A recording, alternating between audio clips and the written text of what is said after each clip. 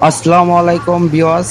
তো এখন যে চিত্রটা দেখতে পাচ্ছেন এটা হচ্ছে নারায়ণগঞ্জ জেলা পরিষদ টল্লা মডেল গার্মেন্টসের সামনে।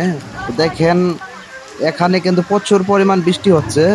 তো 1 ঘন্টা 1.5 ঘন্টার ভিতরে দেখেন কি একটা অবস্থা হয়ে গেছে গার্মেন্টসের সামান দিয়ে। তো চলা যায় না, দেখেন কি একটা অবস্থা। তারপরও কিন্তু গার্মেন্টসে যাওয়া আসা করা লাগে, কিচ্ছু করার নাই। তো দেখেন মানুষের কতটা ভোগান্তি হচ্ছে। প্রায় 1 কোমর পানি হয়ে গেছে রাস্তার ভিতরে। তো সারা রাত দিন যদি বৃষ্টি হয় কিংবা 1 সপ্তাহ যদি এরকম টানা বৃষ্টি হয় তাহলে মানুষের কি একটা অবস্থা হবো। দেখেন দোকানপাটের ভিতরও পানি উঠে গেছে, এমন একটা অবস্থা।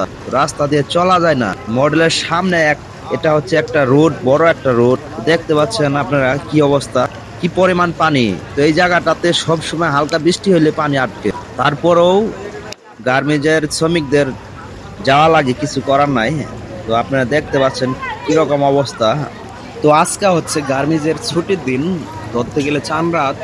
তো মানুষজন বাড়িতে যাইবো, এই সময় দেখেন কি একটা অবস্থা। দেখতে পাচ্ছেন মানুষজন চলাফেরা করতে কি একটা সমস্যা হচ্ছে।